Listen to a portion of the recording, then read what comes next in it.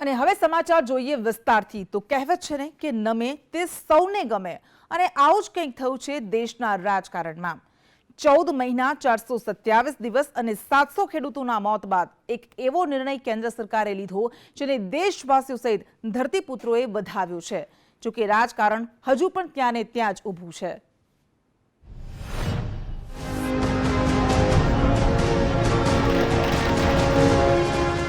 वड़ा प्रधान ने जाहिर में मांगी माफी।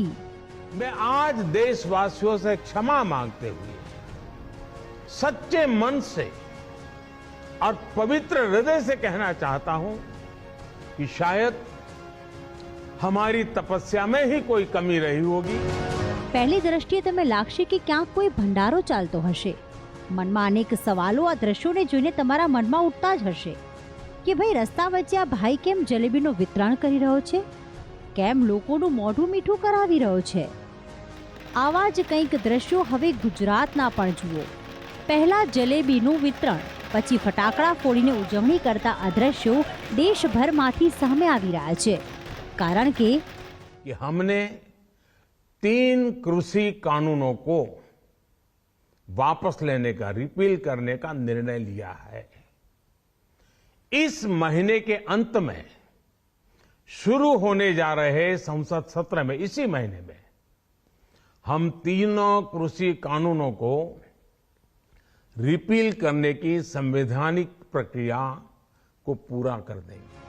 14 महीना 427 दिवस અને 700 ખેડૂતોના મોત પર અત્યાર સુધી ગરમાતું હતું દેશભરનું રાજકારણ। જે બિલ પર છેલ્લા 15 મહિનાથી દેશભરનું રાજકારણ ગરમાયું હતું તે બિલને સરકારે હવે પરત ખેંચી લીધું છે। આમ રસ્તા પર ઉતરેલા ખેડૂતોની જીત થતા રાહુલ ગાંધીએ ટ્વીટ કરીને તેમને શુભેચ્છા આપી। તો ગુજરાતનું રાજકારણ પણ કંઈક આ દિશામાં જ ગરમાયું છે। કોંગ્રેસના આગેવાનોનું કહેવું છે કે 5 રાજ્યોની વિધાનસભાની ચૂંટણીને ધ્યાનમાં રાખીને સરકારે ખેડૂતલક્ષી નિર્ણયો લીધા છે। તો ભાજપના આગેવાનો ખેડૂત હિતનું રટણ લગાવી રહ્યા છે। રાજ્યોની ચૂંટણી છે ત્યાં એમને ધોબી પછડાટ પડવાની છે ત્યારે યેન કેન પ્રકારે ખેડૂતોને રીઝવવા, સમાજના જુદા જુદા વર્ગના લોકોને રીઝવવા, યુવાનો હોય, એની બેરોજગારીની વાત હોય, આર્થિક રીતે તૂટેલા નાના મોટા વેપારીઓની વાત હોય, એ બધા માટેના હવા ત્યાં ભારતીય जनता पार्टी मारी रही है। ખેડૂતોના હિત માટેનો જે નિર્ણય છે એ ખૂબ આવકાર્ય છે અને સંગઠિત થઈને કોઈ પણ બાબત માટે સાચી રીતે જો લડવામાં આવતું હોય તો વહેલું કે મોડો ન્યાય મળે છે। સમગ્ર દેશના ખેડૂતોની ત્રણેય કાળા કૃષિ કાયદાઓ સામેની લડાઈમાં જીત થઈ છે। કેન્દ્ર સરકારે ઘૂંટણીએ પડીને આ ત્રણેય કૃષિ કાયદાઓ પાછા ખેંચ્યા છે। સરકારે ખેડૂતો માટે ખેડૂત હિતના અનેક નિર્ણયો કર્યા છે। ચાહે એ બિયારણની વાત હોય, ચાહે એ ખાતરની વાત હોય, ચાહે એ માર્કેટની વાત હોય કે ખેડૂતોના સીધા ખાતામાં નાણાં જમા કરાવવાની વાત હોય। ખેડૂતોને લાગણીને ધ્યાનમાં રાખીને આજે જે કૃષિ કાયદાઓને પરત લેવાનો જે નિર્ણય કરેલો છે એટલા માટે એમનો આભાર વ્યક્ત કરું છું। વડાપ્રધાનનું કહેવું છે કે ખેડૂતોના હિતને ધ્યાનમાં રાખીને જૂના નિયમો બદલ્યા છે અને ખેડૂત આંદોલનને પૂર્ણ કરવાની માંગ પીએમ મોદી કરી રહ્યા છે। ત્યારે કિસાન સંગઠનના આગેવાન રાકેશ ટિકેતે સંસદમાં કાયદો સંપૂર્ણપણે રદ નહીં થાય ત્યાં સુધી આંદોलन ચાલુ રાખવાનો રાગ આલાપ્યો છે। हमारा आंदोलन अभी चलता रहेगा जब तक ये पार्लियामेंट में वापसी नहीं होता, जब तक पूर्ण रूप से एमएसपी पे, गारंटी पे क्या कहते हैं, जब तक भारत सरकार से बातचीत नहीं होगी। ब्यूरो रिपोर्ट, संदेश न्यूज। વડાપ્રધાન નરેન્દ્ર મોદીની 3 કૃષિ કાયદા પરત લેવાની જાહેરાત સાથે જ રાજકારણ શરૂ થઈ ગયું, જેમાં સત્તાપક્ષ કહે છે કે ખેડૂતોના હિતમાં નિર્ણય લેવાયો છે અને વિપક્ષ કહે છે કે સત્તા ગુમાવવાના ડરે આ નિર્ણય લેવાયો છે। છેલ્લા 1 વર્ષથી ચાલતું કિસાન આંદોલન અને 700થી વધુ ખેડૂતોના મોત બાદ આજે વહેલી સવારે પ્રધાનમંત્રી નરેન્દ્ર મોદીએ રાષ્ટ્રજોગ સંબોધન દરમિયાન ખેડૂતોની માફી માંગી અને કૃષિ કાયદા પરત લેવાની જાહેરાત કરી। તેમણે કહ્યું કે અમે ખેડૂતોને કાયદાના ફાયદા સમજાવી ન શક્યા અને તેથી જ 3 કૃષિ કાયદા આવનાર સંસદના સત્રમાં પાછા લેવામાં આવશે। અને આ જાહેરાત બાદ દેશમાં રાજકારણ ગરમાયું, જેની અસર ગુજરાતમાં પણ જોવા મળી। સત્તાપક્ષ અને વિપક્ષ એકબીજા પર પ્રહારો કરવામાં લાગી ગયા કે જ્યારે જ્યારે શાસકો તાનાશાહી કરે, દેશ વિરોધી કોઈ પણ નિર્ણય કરે તો સૌ સાથે મળીને લડીશું તો જે રીતે આજે ખેડૂતોની જીત થઈ એ રીતે આવનારા સમયમાં પણ આ અંગ્રેજોની નીતિથી શાસન કરતા શાસકોને પાછા પાડી શકીશું. અને આજે અમે સૌ આ જીત માટે જે ખેડૂતોએ શહાદત વરી છે એવા તમામ શહીદ ખેડૂતોને વંદન કરીએ. કોંગ્રેસે અત્યાર સુધીના આઝાદીના 75 વર્ષમાં સૌથી વધુ લાંબા વર્ષો સુધી આ દેશમાં રાજ્ય શાસન સંભાળેલું છે. વડાપ્રધાનો એમણે આપ્યા છે, એક પરિવારે આપ્યા છે. એ પરિવારે ધાર્યું હોત તો દેશના ખેડૂતો, દેશના ગરીબો, દેશના બેરોજગારો માટે અનેક ઘણું કામ કરી શક્યા હોત. કરી નથી શક્યા, નિષ્ફળ ગયા છે. એ હવે શિખામણ આપવા નીકળ્યા છે. અને ચૂંટણીઓની આપ જે વાત કરો છો કે લોકશાહીમાં ચૂંટણીઓ તો જુદા જુદા રાજ્યોમાં અવારનવાર ચાલુ જ રહેતી હોય છે. ચૂંટણીલક્ષી નિર્ણય કરવા જઈએ તો કદી કોઈ નિર્ણય જ ના કરી શકાય. આરોપ પ્રત્યારોપ વચ્ચે સૌથી મહત્વની વાત એ છે કે આખરે ખેડૂતોની જીત થઈ છે. આ કૃષિ કાયદાના બિલને 14 સપ્ટેમ્બર 2020ના રોજ લોકસભામાં પ્રસ્તુત કરવામાં આવ્યું હતું, જે ભારે હંગામા બાદ 17 સપ્ટેમ્બરે લોકસભામાં પાસ થયું અને 20 સપ્ટેમ્બરે રાજ્યસભામાં પાસ થયું હતું. અને ત્યારબાદ 27 સપ્ટેમ્બરે રાષ્ટ્રપતિની મહોર લાગતા આ કાયદો બન્યો અને ખેડૂતોનો વિરોધ શરૂ થયો. ખેડૂતોએ દિલ્હી ચલો નામથી આંદોલન શરૂ કર્યું. સરકાર સાથે ખેડૂતોએ અનેકવાર વાતચીત પણ કરી અને 1 વર્ષ સુધી આ આંદોલન ચલાવ્યું, જેમાં અંદાજે 700 ખેડૂતોના જીવ પણ ગયા. અને 1 વર્ષની લાંબી લડત બાદ આખરે આજે પીએમ મોદીએ કાયદા પરત લેવાની જાહેરાત કરતા ખેડૂતોમાં ખુશી છવાઈ. ભારતીય જનતા પાર્ટી એના વડાપ્રધાનને ના છૂટકે એમને ખ્યાલ આવી ગયો છે કે એમની લોકપ્રિયતા હવે સાવ તળિયે બેસી ગઈ છે અને જે ઉત્તરના રાજ્યોની ચૂંટણી છે ત્યાં એમને ધોબી પછડાટ પડવાની છે. ત્યારે યેન કેન પ્રકારે ખેડૂતોને રીઝવવા, સમાજના જુદા જુદા વર્ગના લોકોને રીઝવવા, યુવાનો હોય, એની બેરોજગારીની વાત હોય, આર્થિક રીતે તૂટેલા નાના મોટા વેપારીઓની વાત હોય, એ બધા માટેના હવા ત્યાં ભારતીય જનતા પાર્ટી મારી રહી છે. પ્રધાનમંત્રીશ્રીએ આ નિર્ણય દ્વારા ખૂબ મોટા મનનો ઉદારદિલતાનો પરિચય આપ્યો છે. જો કે આંદોલન કરી રહેલા ખેડૂતોનું કહેવું છે કે જ્યાં સુધી સંસદમાં આ કાયદાને રદ નહીં કરાય ત્યાં સુધી આંદોલન તો શરૂ જ રહેશે. બ્યુરો રિપોર્ટ, સંદેશ ન્યૂઝ.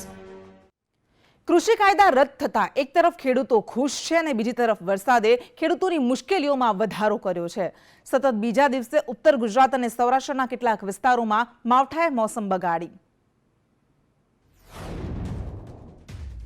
મોરબી જિલ્લાના હળવદમાં ભર શિયાળે પાકું ચોમાસું બેઠું હોય તેમ દરેક જગ્યાએ પાણી વહેવા લાગ્યા.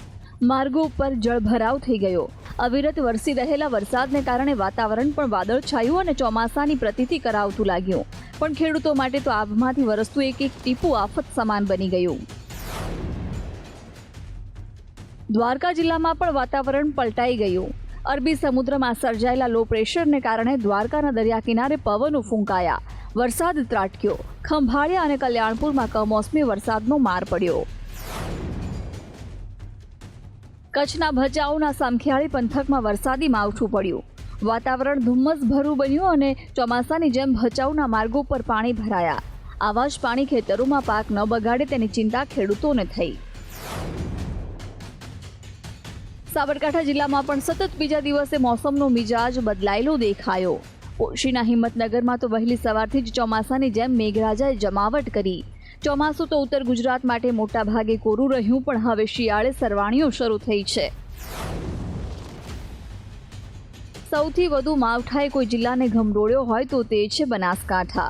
બનાસકાંઠામાં છેલ્લા 24 કલાકથી સતત આભમાંથી આફત વરસી રહી છે.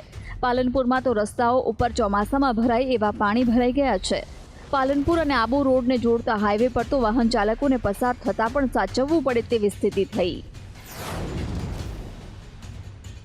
મહેસાણા જિલ્લામાં પણ માવઠાનો માર સહન કરવાનો વારો આવ્યો છે. મહેસાણાના ઊંઝામાં ધોધમાર વરસાદે સમગ્ર વાતાવરણમાં ભીનાશ પ્રસરાવી દીધી અને ખેડૂતોની સાથે સાથે માર્કેટયાર્ડમાં પડેલા માલની ચિંતા વેપારીઓને પણ થઈ આવી. બ્યુરો રિપોર્ટ, સંદેશ ન્યૂઝ. હવામાન વિભાગ દ્વારા ગુજરાતમાં છૂટાછવાયા વરસાદની આગાહી કરવામાં આવી. પૂર્વ મધ્ય અરબી સમુદ્રમાં સર્જાયેલા લો પ્રેશરની અસર ગુજરાતમાં દેખાશે, જેના કારણે ગુજરાતના કેટલાક રાજ્યોમાં છૂટાછવાયા વરસાદની આગાહી કરવામાં આવી છે. સાથે જ ગુજરાતમાં પવનની ગતિ સામાન્ય કરતાં વધુ રહેશે. 3 हम बारिश एक्सपोर्ट कर रहे हैं, उसमें डे 1 में स्कैटर्ड है, डे 2 डे 3 में आइसोलेट एक्सपोर्ट कर रहे हैं। नॉर्थ गुजरात में एक लाइक साबरकांठा, बनासकांठा, महसाना और कच्छ, द्वारका, मोरबी, जामनगर, उसी बेल्ट में नॉर्थ गुजरात में चांस है। और साउथ गुजरात में भी चांस है, लाइक वलसाड, नवसारी, वो पूरा बेल्ट में जो ईस्टर्न राज्यों साउथ गुजरात में, वहाँ पे भी डे 1 में चांस है। डे 2 भी आप बेसिकली साउथ गुजरात में हम एक्सपोर्ट करें ज़्यादा बारिश, सौराष्ट्र में भावनगर, अमरेली उस साइड में। સંસ્થાએ દુષ્કર્મની રાત્રે પોલીસની મદદ લીધી હોત તો આજે મારી દીકરી જીવંત હોત. આ શબ્દો છે એ માના, જેની દીકરી પર વડોદરામાં દુષ્કર્મ થયું અને ટ્રેનમાંથી તેનો મૃતદેહ મળી આવ્યો. આ સમગ્ર મુદ્દે હવે શંકાની સોય તકાઈ છે ઓએસિસ નામની સામાજિક સંસ્થા પર, જ્યાં દીકરી કામ કરતી હતી. કે મેં શું કર્યું કે જે મને આવા દિવસ આવ્યા, કોઈનું શું મેં બગાડ્યું છે એમ કહેવા માંગે છે મારી દીકરી. આ દર્દ છે એ માનો, જેની ફૂલ જેવી વહાલસુઈ દીકરી પર એ હદે અત્યાચાર થયો કે તેણે પોતાનું જીવન ટૂંકાવ્યું. એ દર્દ અને એ લાચારી એ માં શબ્દોમાં વર્ણવી શકે એમ જ નથી. એટલે જ કંઈક બોલવાની સાથે માતાની આંખો આંસુથી છલકાઈ જાય છે અને અવાજ તરડાઈ જાય છે. પણ આટલી વેદના છતાં માતા પોતાની દીકરીને ન્યાય અપાવવા મક્કમ છે અને માતા ઇશારો કરે છે ઓએસિસ સંસ્થાની કામગીરી તરફ. એ એનજીઓ જ્યાં એની દીકરી કામ કરતી હતી. માતા કહે છે કે જો એ સંસ્થાએ પગલાં લીધા હોત તો મારી દીકરી આજે જીવતી હોત. પણ આટલી મોટી ઘટના ઘટ્યા પછી એ લોકો કંઈ પગલું કેમ નથી લીધું હજુ? કેમ એમ અમને જાણ નથી કરી કે હા તમારી દીકરી સાથે એવું કર્યું છે? અને આજે બી એ લોકો એમ કંઈ બોલતા નથી. હવે આટલા આજે 15 દિવસ થઈ ગયા છે મારી છોકરીને, પણ એ લોકો એમ નથી કહેતા કે અમારા સંસ્થાની આ છોકરી હતી ને આની સાથે આ બનાવ બન્યો છે. મારી દીકરી તમે એ લોકોને સોંપી દીધી હતી, હવે એને કંઈ બી પ્રોબ્લેમ થાય તો એના મા બાપ તો જાણે એ સંસ્થા જ હતી. જો તે દિવસે જ એ લોકો પગલું લીધું હોત આજે મારી દીકરી મારી સામે ઊભી હોત. માતા પિતાએ તો આરોપ લગાવ્યો, પણ સાથે જ ઓએસિસ સંસ્થાનો વિવાદિત ભૂતકાળ પણ સામે આવ્યો. સિંધરોડ ગામના ગ્રામજનો કહે છે કે વર્ષો પહેલા ઓએસિસ સંસ્થા ફ્રેન્ડશિપ ક્લબ તેમજ મૈત્રી ભૂમિ તરીકે કાર્યરત હતી. આ સંસ્થાની આસપાસ સ્થાનિક ગ્રામજનોને જવા દેવાતા નહોતા. આ સંસ્થામાં ખોટા કામ ચાલતા હતા. ગ્રામજનોની રજૂઆત બાદ સરકારે આ સંસ્થા પાસેથી જમીન પરત લીધી હતી. સામાજિક કાર્ય તો ખાલી નામ પૂરતું જ કરતી હતી, બાકીનું ખરાબ ધંધા ચાલતા હતા આગળ. તમે જોઈ શકો છો આ બધી જગ્યાએ. અને કોઈને આવા બી પ્રવેશ નહોતો, ગામવાળાને કોઈ પૈસો નહોતા દેતા. અને કોઈ જો ભૂલથી ભેંસો લઈને આવે, ગાયો લઈને આવે તો એને બહાર કાઢી મૂકવામાં આવતા હતા. અને કહેતા હતા કે આગળ અમે છોકરાઓને ભણાવીશું ને આ બધું ચાલતું હતું બધું કાલે. તો છોકરીઓ સાથે કોઈ ગોરખ ધંધા કરાવતા હતા? ગોરખ ધંધા તો એમનો જે સ્ટાફ હતો એ કરાવતા હતા. યુવતીએ ગેંગરેપ બાદ પોતાની ડાયરીના છેલ્લા અડધા પેજનો ફોટો પાડી સંસ્થાને મોકલ્યો હતો. તે ફોટા પણ સંસ્થાએ ડિલીટ કરી નાખ્યા એવો ખુલાસો થયો છે. ત્યારે કલંકિત ઇતિહાસ ધરાવતી આ સંસ્થાની આ કેસમાં શું ભૂમિકા છે તેની નક્કર તપાસ કરવાની જરૂર છે. વડોદરાથી પ્રશાંત ગજ્જર સાથે સુરતથી આઝમ સાલે, સંદેશ ન્યૂઝ. અરવલ્લી જિલ્લાના મોડાસા ખાતે ભાજપનો સ્નેહ મિલન કાર્યક્રમ યોજાયો હતો, જેમાં પ્રદેશ ભાજપ પ્રમુખ CR પાટીલે જિલ્લા ભાજપ કાર્યાલયને ખુલ્લું મૂક્યું હતું. આ દરમિયાન જિલ્લા ભાજપના કાર્યકર્તાઓને પાટીલે સંબોધ્યા હતા. પાટીલે અરવલ્લીમાં ચાલતા આંતરિક જૂથવાદ અને કલેશ મુદ્દે નામ લીધા વિના કેટલાક ટિકિટ વાંચુઓને ઝાટક્યા હતા. છતાં કામ કરવું છે, પણ કેટલાક લોકોને લાગે ને કે આ કે ટિકિટ માંગશે એટલે થોડો અડચણો ઊભી કરો. પણ આવા અડચણી ઊભી કરવા વાળા સૌ લોકો સમજી લે કે આવી ભૂલ હવે નહીં કરતા.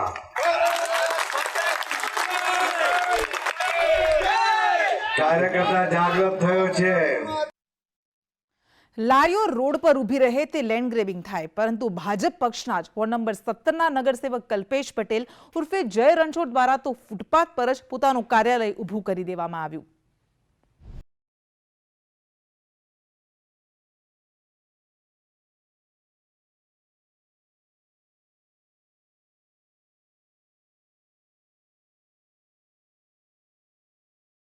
ફૂટપાથ પર કાર્યાલય ક્યારે આવશે દબાણ ખાતાની ટીમ? સરકારનું વલણ જ્યારે બે દિશામાં રહે ત્યારે જનતામાં રોષ ભભૂકે તે વાત સ્વાભાવિક છે. નજર કરો આ બે તસવીર પર. પહેલી તસવીર નોનવેજની લારી ચલાવનાર અને ફૂટપાથ પર છૂટક વેપાર કરી રોજગાર મેળવતા લોકોની છે. તવા પર તવાઈ બોલાવીને લારીઓ ઉપાડી જનાર સરકારી બાબુઓની છે. જ્યારે બીજી તસવીર એ જ સરકારની છે જેમને ફૂટપાથ પરથી લારીઓ દૂર કરવાના આદેશો આપ્યા છે. વાસ્તવમાં વાત એમ છે કે કાયદા મંત્રી રાજેન્દ્ર ત્રિવેદીએ થોડા દિવસો પહેલા કહ્યું હતું કે ફૂટપાથ પર લારીઓ હોવી તે લેન્ડ ગ્રેબિંગ જ કહેવાય. ત્યારે સવાલ એ થાય છે કે ભાજપનું કાર્યાલય હોય તો શું કહેવાય? ફૂટપાથ ઉપર ધંધો કરવાનો કોઈને પણ અધિકાર નથી. ફૂટપાથ રાહદારીઓ માટેનો છે, એનું એન્ક્રોચમેન્ટ ન થવું જોઈએ. એ એક પ્રકારનું લેન્ડ ગ્રેબિંગ છે. ત્યાં ઊભી રહેતી કોઈપણ જાતની લારી હોય, એ વેજની હોય નોનવેજની હોય, એ ન ઊભી રહી શકે. જો લારીઓ ઉપાડી જ લેવાની હોય તો પછી કાર્યાલય કેમ નહીં? આ સવાલ હવે શહેરની જનતા સરકારને પૂછી રહી છે. વોર્ડ નંબર 17ના નગરસેવક કલ્પેશ પટેલ ઉર્ફે જય રણછોડ દ્વારા એક પાર્ટી કાર્યાલય ઊભું કરવામાં આવ્યું છે, જેને લઈ લોકોમાં રોષની લાગણી જોવા મળી રહી છે. અને આ સાથે જ ખબર ગુજરાતમાં હાલ બસ આટલું. વધુ સમાચાર માટે જોતા રહો સંદેશ ન્યૂઝ. આ ઉપરાંત લોગિન કરો sandesh.news.com પર. આ ઉપરાંત અમારા સોશિયલ મીડિયા પ્લેટફોર્મ્સને પણ આપ ફોલો અને લાઇક કરી શકો છો. નમસ્કાર.